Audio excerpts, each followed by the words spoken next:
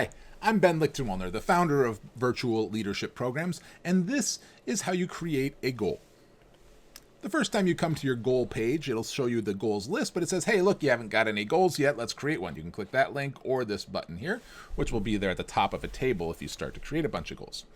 And you can see you got a nice little guided wizard here. There are 3 steps in the process. Create a goal, add milestones, and link objectives. The only required part is step 1, which is what we're going through right now. There'll be separate videos for step 2 and 3.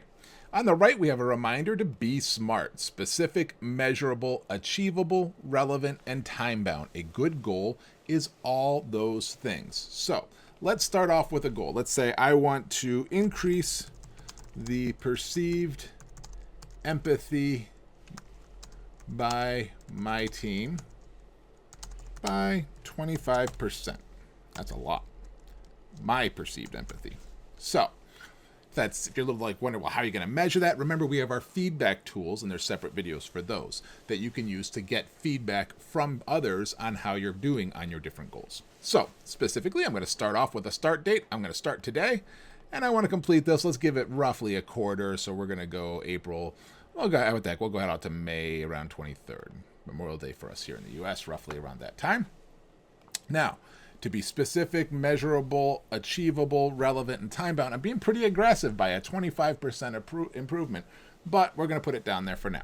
Now, specifics, I'm going to put in a little bit about the goal description as measured by my feedback form questions on empathy. I want to increase the average response rate or response by 25%. And I'll put a little note in there.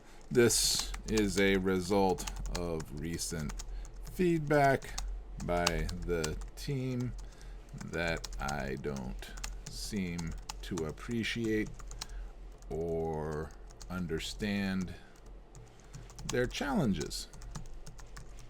Okay, fair enough. Happens a lot to some of us as bad bosses. If we get really aggressive in our goals and objectives, sometimes we lose track of making sure that the team knows we care about them. So I'm going to do that.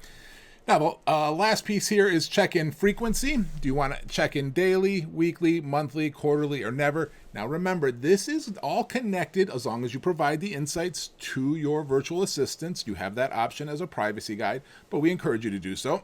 And if you're sharing your goals with your coach, they will check in with you if they haven't heard from you on your progress with this goal and that timing. So if I pick daily, that means every day if I'm not updating the goal, they're going to follow up with me.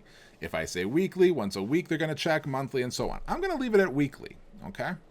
Now, 2 other quick points. If you want to add to your calendar, your Google, Apple, or Outlook calendar, you can just click this button here. It'll put those dates in your calendar with a little pop-up. I'm going to click Save Goal.